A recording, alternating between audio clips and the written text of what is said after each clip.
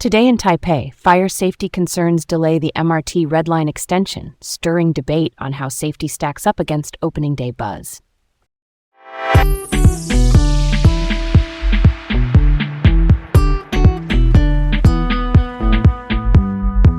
I'm Garrett.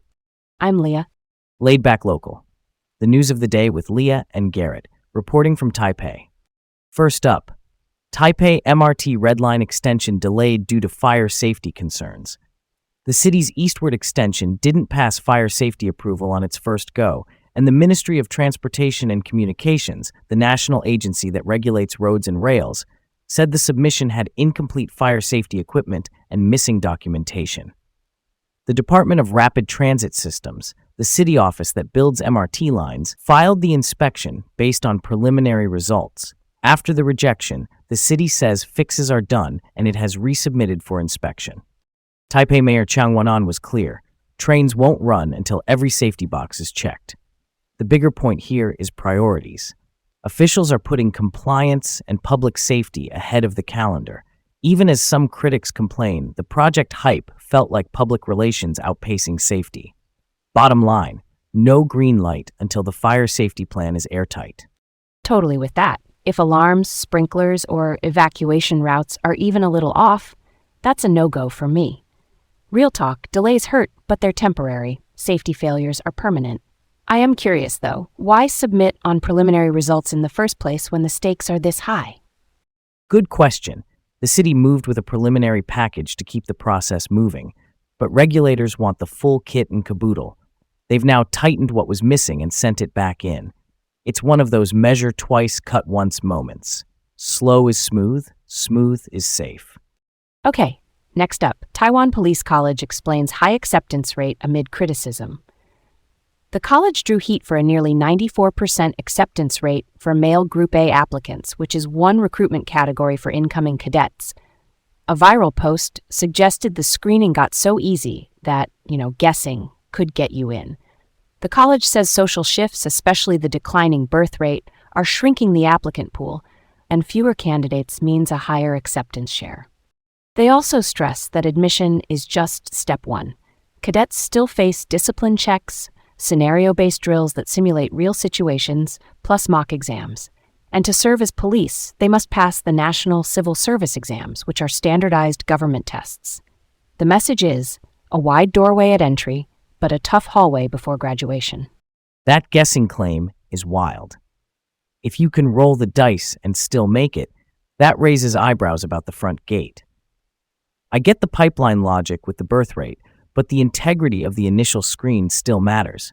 Otherwise, training has to do all the heavy lifting, and that's a lot to ask on the back end. All right, let's roll on. Kaohsiung Harbor pilots advised on improving communication after port accident. Taiwan's Transport Safety Agency reviewed a 2025 mishap where the Hong Kong-registered bulk carrier Ming Hong hit port facilities in Kaohsiung. A harbor pilot, by the way, is a specialist who boards ships to guide them through tight, shallow, or busy waters.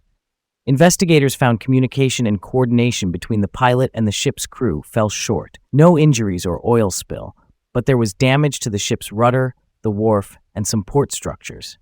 The recommendations call for stronger training for pilots and clearer protocols so the pilot and captain set the same plan, including needed clearance, before any maneuver. In constrained ports, think narrow space and a lot of moving parts. One missed cue can stack risk fast. That hits different when you picture how big these ships are. One unclear instruction becomes a thousands of tons problem. Let's unpack this. Communication here isn't small talk, it's risk control. Defined plans, repeat backs to confirm orders, and timing. That's the heartbeat of safe docking.